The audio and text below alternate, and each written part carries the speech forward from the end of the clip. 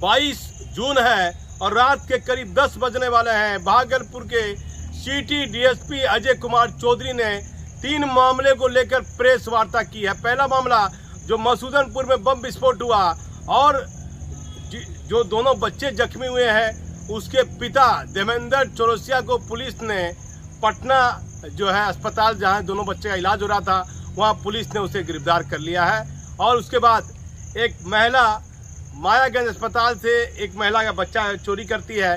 उस मामले में बरारी थाना में केस दर्ज होता है, लेकिन एक महिला को पुलिस ने उस मामले में गिरफ्तार भी किया है।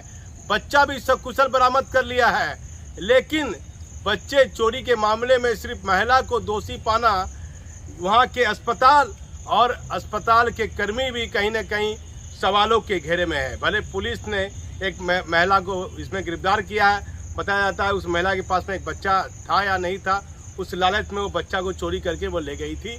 पुलिस उस महिला से पूछताछ कर रही है। तीसरा मामला जुड़ा हुआ है, आप देखिए कि एक टॉप 10 भागलपुर में 10 अपराधी में एक दीपक कुमार उप संगम कुमार को, जो टॉप 10 में जिला के अपराधी आते हैं, उसमें भागलपुर पुलिस ने दीपक कुमार उप संगम कुमार को गिरफ्तार किया है।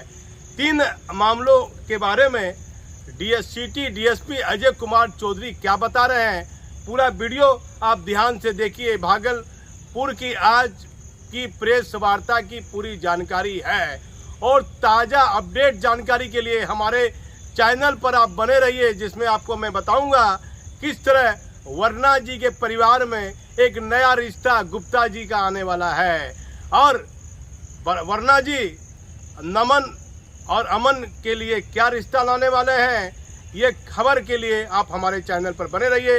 मैं भागलपुर से दीपक नौरंगी। बच्चा है, उसको किसी अज्ञात के द्वारा चोरी कर लिया गया था।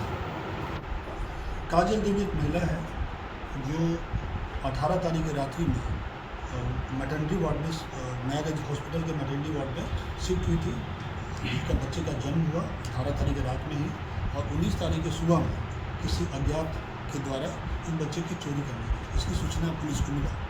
पुलिस उस पर त्वरित कार्रवाई करते हुए, उसकी संवेदना को समझते हुए पुलिस त्वरित कार्रवाई करते हुए एक टीम का गठन हुआ मेरे नेतृत्व में, जिसमें इंस्पेक्टर साहब थे, जिसमें थानाध्यक्ष आशुतोष जी हैं, सूरज है और जो सब इंस्पेक्टर है।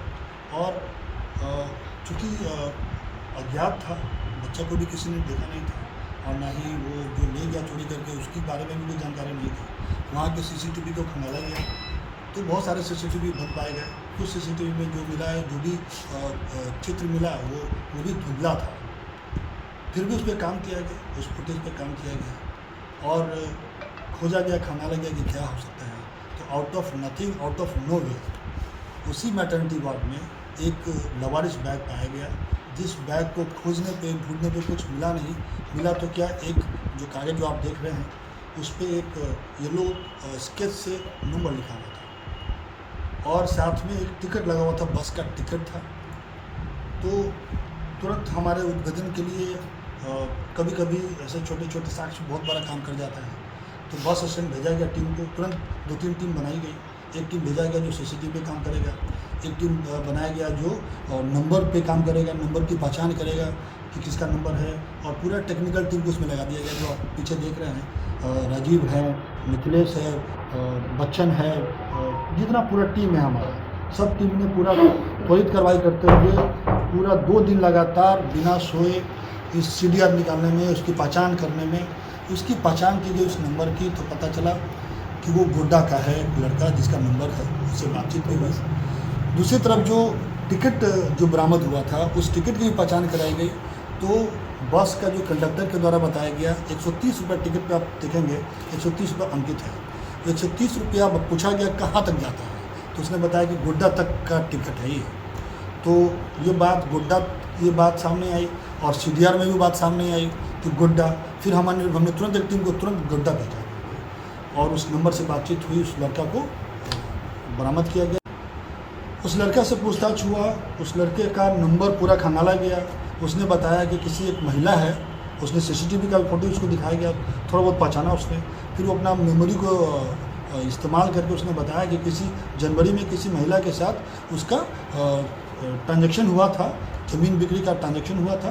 उस महिला हो सकता है तो उससे बातचीत हुई तो पता चला कि वो मायागंज हॉस्पिटल उस समय आई थी। फिर उसका नंबर निकाला गया, उसका सीडीआर निकाला गया, उसका टीएल निकाला गया। फिर हमने टीम को भेजा वहाँ पे। वो महिला है जो माकू मुर्मू, मीना मुर्मू, जो कटहा जाड़ सुंदर पहाड़ी गोड्डा झारखंड से उसको गिरफ्तार किया गया और उससे पूछताछ हुई तो पता चला कि बच्चा को हॉस्पिटल सनराइज हॉस्पिटल में इलाज के लिए रखा गया है। वहाँ से बच्चा बरामद हुआ। इस प्रकार पूरे टीम के द्वारा, टेक्निकल टीम के द्वारा, थाना प्रभारी के द्वारा और जो हमारा स्पेशल टीम जिसको जो सूरज है उसके द्वारा जो टीम हमने जो भेजा था, त्वरित कार्रवाई करते हुए, सफल उद्भेदन करते हुए बच्चे को सुरक्षित एवं स्वस्थ अवस्था में मायागंज हॉस्पिटल वापस लाया गया और उस बच्चे को उस माँ को सौंप दिया गया जो जिसका गोद पिछले 2 दिनों से खाली था। ये इतना अच्छा अनुसंधान हुआ है, उच्च कोटि का अनुसंधान हुआ है, जिसमें आप देख सकते हैं कि बहुत कुछ नहीं होने के बावजूद भी बहुत ही कम समय में 48 घंटे में हमने इस केस का उद्भेदन किया है और उस माँ को, उस बच्चे को स्वस्थ और सुरक्षित सौंपा गया है। साथ ही उस महिला की भी गिरफ्तारी की गई। क्या उस महिला से पूछताछ चल रही है। उस महिला जो अभियुक्त है उससे जो पूछताछ हुई है, जो प्राथमिक तौर पर जो सामने आया है उसके द्वारा बताया गया है कि उसकी सिर्फ एक बेटी है। शादी 12 साल पहले हुई थी, बेटी सिर्फ एक बेटी है, उसको बेटा चाहिए था। वहाँ आई हुई थी किसी मरीज के साथ, उसने देखा, मौका देख करके वो लेकर भाग गया। और बाकी किसी गिरोह से संबंध है या नहीं, या क्या बेचती है, इन सब बिंदुओं पर जाँच है। सब जाँच किया जा रहा है। ये भी सामने आया वो बता देंगे। डॉक्टर की भी गिरफ्तारी में जिसके यहाँ रखा हुआ था। चक गाँव में अक्षय मंडल को कई लोगों के द्वारा मिलकर लाठी डंडे से, पत्थर से कुचल के बुरी तरह से जख्मी कर दिया गया था, जो इलाज के दौरान जिसकी मृत्यु हो गई थी। इस कांड में मेरे नेतृत्व में एक टीम बना था जिसमें इंस्पेक्टर साहब थे, औद्योगिक प्रक्षेत्र के SHO कौशल उस टीम में है और औद्योगिक प्रक्षेत्र के कई ऑफिसर हैं, पूरा DI टीम है। ये टीम हम लोगों ने उसी रात छापामारी करते हुए अगले 24 घंटे में हमने 6 लोगों को गिरफ्तार करके जेल भेजा था, जिसका हम लोगों ने प्रेस कॉन्फ्रेंस भी किया था।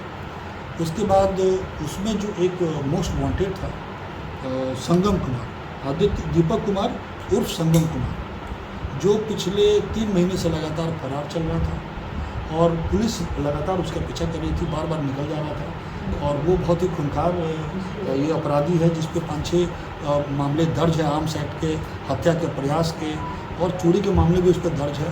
लोगों वहाँ के लोगों में इसका भय भी है, जिसकी वजह से इंफॉर्मेशन सटीक नहीं हो पाता था और वो भाग जाता था। तो गुप्त सूचना मिली टीम को, तो हम, और चूँकि ये चूँकि इतना वांटेड रहा है कि इसको जिला के टॉप 10 मोस्ट वांटेड अपराधियों की लिस्ट में इसको रखा गया है। तो पुलिस की नज़र थी इस पर, भागलपुर पुलिस को सूचना मिली और सफलतापूर्वक इसको चारों तरफ से घेर के मीरा चक से इसको गिरफ्तार कर लिया गया और इसको न्यायिक हिरासत में भेजा गया है और बाकी लोग के लिए भी छापेमारी चल रही है। इस टीम में मैंने जैसे बताया मेरे नेतृत्व में जो टीम थी वो संजय कुमार सुधांशु इंस्पेक्टर साहब थे, कौशल भारती थानाध्यक्ष, Rajeev Kumar DIU, Mithilesh Kumar Chaudhary DIU team के सब इंस्पेक्टर, बच्चन कुमार राम, अभिमन्यु सिंह, रजनीश कुमार, प्रकाश कुमार, गुलशन कुमार, सुनील कुमार, सभी DIU टीम।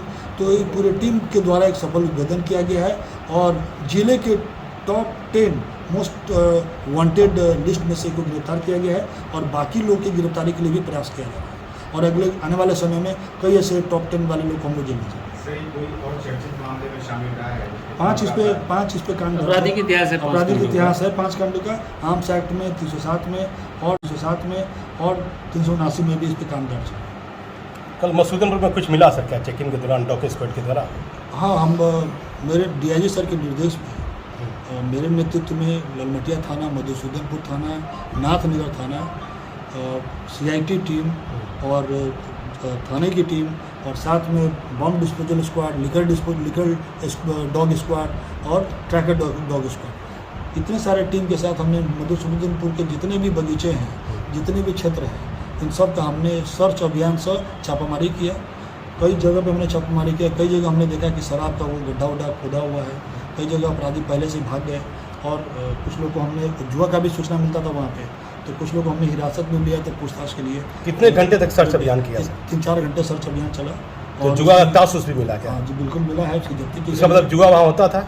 बिल्कुल इस बात की सूचना थी ही। जुआ होता था। बिल्कुल, और ऐसे जितने भी जो लोग जुआ अड्डा बना हुआ है सब पे लगातार पिछले 10 दिन से लगातार छापामारी चल रही है। कई लोग को भेजा भी गया जेल में जो शराब वराब कारोबारी देसी कारोबार का देसी शराब का काम भी देसी शराब कारोबार में वहाँ पे विदेशी शराब मिला है। कल तो विदेशी शराब भी मिला है। लोगों को अरेस्ट किए सर इस मामले में? इस मामले एक हफ्ता पहले अरेस्टिंग हुई है। इस बीच में लगातार छापामारी चल रही है, कई अरेस्टिंग भी हुई है और आगे भी अरेस्टिंग होगा। और कई 100 लीटर करीबन और धर्मेंद्र शराब को नष्ट भी किया गया है। तो ये जो छापामारी है ये लगातार चलती रहेगी। आपके क्षेत्र में जो ग्रामीण क्षेत्र है उनकी आम जनता को क्या कहना चाहिएगा? जुआ देसी शराब यदि कोई बना रहा है हमें सूचना दे, हम जरूर कार्रवाई करेंगे। और अगर सूचना नहीं भी तो हम अपने सभी थानाध्यक्ष को बोलते हैं कि वो अपना सारा सूचना तंत्र लगाए और वो गश्ती बढ़ाए और ऐसे लोगों को चिन्हित करें और हमारे पास सूचना हम सब पे कार्रवाई करें। इसका मतलब सर पुलिस से चूक हो रही थी, इलाके में जुआ हो रहा है, देसी शराब पुलिस अपना काम कर रही है। पुलिस अपना काम कर रही है। पुलिस लगातार छापेमारी कर रही है, हो रही है, कार्रवाई हो रही है। अगर पुलिस के द्वारा चूक होती है या लापरवाही होती है तो उन पर भी कार्रवाई होगी। तीसरा मामला है उसी मधुसूदनपुर में जो 15 तारीख को बम विस्फोट की जो सूचना प्राप्त हुई थी, उस दिन एसएसपी सर के निर्देश में टीम गठित हुई थी जिसमें इस पूरे बम डिस्पोजल या बम जो प्राप्त हुआ था उसकी जांच और उसमें कौन लोग संलिप्त थे या बम की क्या क्षमता है इसके लिए जो एक्सपर्ट टीम है उसको बुलाई गई थी। बम डिस्पोजल स्क्वाड टीम बुलाई गई थी। इसके अलावा जो बम यहाँ का जो जिला का जो बम डिस्पोजल स्क्वाड है वो टीम गई थी। डॉग स्क्वाड टीम गई थी। इसके अलावा एटीएस की टीम भी आई थी, पटना से एफएसएल की टीम आई। सब लोग सैंपल कलेक्ट करके ले गए हैं। अभी जांच अपर्याप्त है। आने के बाद कई बिंदुओं पे चीज़ें क्लियर होंगी और निर्णय लेना पाना श्रेष्ठकर होगा। तत्काल चूँकि वहाँ जो घटना हुआ उसमें धर्मेंद्र चौरसिया के जो बच्चे हैं वो जख्मी हुए थे और जिनको मायागंज अस्पताल में इलाज हेतु भर्ती कराया गया था और बेहतर इलाज के लिए पीएमसीएच में रेफर कर दिया गया था। और चूँकि परिजनों के द्वारा उस घटना स्थल को साफ़ सुथरा कर दिया गया था, वहाँ पे जो ब्लड के स्टेन्स थे या जो बारूद था या जो भी चीज़ें थी वहाँ उसको साफ़ सुथरा किया गया साक्ष्य को छुपाने की और घटना स्थल को नष्ट करने की कोशिश की गई। इसी संदेह के आधार पे उसके पिता जो है धर्मेंद्र चौरसिया और उनके 2 भाई हैं उन लोगों पे केस दर्ज किया गया था और घटना के दिन से ही तीनों भाई फरार हैं। उस पर लगातार पुलिस छापेमारी कर रही थी यहाँ आसपास के ज़िलों में और चूँकि वो मायागंज ये पीएमसीएच में उसको भर्ती कराया गया था तो वहाँ भी हमारी टीम लगातार पिछले 1 हफ्ता से घात लगाई हुई थी। जैसे ही वो धर्मेंद्र वहाँ पे आया उसको पुलिस ने दबोच लिया और उसको पुलिस यहाँ पे ले आई है। उससे पूछताछ चल रहा है। अभी जो भी कुछ सामने आएगा उसको बताएगा। बम सर क्या वही बना रहा था? सारी पूछताछ चल रही है। जस्ट आया है, पटना से लाया गया है, पूछताछ चल रही है और जो भी कुछ तथ्य सामने आएगा उसको फिर से अपडेट किया। लेकिन जो लोग बम बना रहे हैं, बम बना रहे हैं, बम बेच रहे हैं, उस टीम में जो उस धर्मेंद्र चौरसिया को जो पकड़ा है उसमें हमारे थानाध्यक्ष है राकेश, सब इंस्पेक्टर राकेश है, कुंदन है और मेरे द्वारा लगातार इसका अनुश्रवण किया जा रहा था। इस पूरे कांड का और जो भी जिले में जो पूर्व में पिछले 10 साल में जो भी कांड हुए हैं बम कांड उसका लगातार मुख्यालय से भी अनुश्रवण किया जा रहा है। डीआईजी महोदय अनुश्रवण कर रहे हैं। एसएसपी महोदय के निर्देशन पर पूरा लगातार टीम काम कर रही है और सिर्फ मधुसूदनपुर ही नहीं जिले में जहाँ जहाँ घटना हुआ है या हो सकता है हम सब के लिए निरोधात्मक कार्रवाई कर रहे हैं और सबको हम लोग पहचान करने की कोशिश कर रहे हैं कि कौन लोग बेल पे हैं, कौन जेल में हैं और कौन लोग और हैं जो संदिग्ध जो फरार हैं उन सबको हम लोग चिन्हित करके कर रहे हैं। सब बम बनाने वाले लोगों की पहचान कर रहे हैं। अभी मैंने यही बताया कि उन सभी लोगों की पहचान की जा रही है, चाहे वो बेल पे हों या जेल में हैं या फिर फरार हैं या फिर आपने कहा कि धर्मेंद्र चौरसिया को अरेस्ट किया गया है कि सच छिपाने जगह को धोने के चक्कर में बम जो लाया उसके चक्कर में घर में नहीं, क्योंकि ये बम उनके घर में ही बरामद हुआ था। ब्लास्ट उनके घर में हुआ था और किसी घर में अगर बम बरामद होता है और उसके द्वारा बम को छुपाने की कोशिश की जाती है तो ये ऑटोमेटिक संदेह किसी और पे जाता है। और चूँकि ये बम बरामद हुआ और फरार भी है, अब कोई बच्चा किसी का घायल है हॉस्पिटल में भर्ती और वो व्यक्ति फरार है, जबकि उस व्यक्ति खुद बादी बन के सूचना देना चाहिए था पुलिस को कि हमारे घर में बम ब्लास्ट हुआ है। ऐसे में वो घटनास्थल को साफ़ सुथरा करना या उसको हटाना, साक्ष्य को मिटाना और साथ में फरार हो जाना, तो संदेह को पुख्ता करते हैं। बाकी अनुसंधान चल रहा है, इसमें जो भी बातें आएंगी वो बातें बता दिया जाएगा।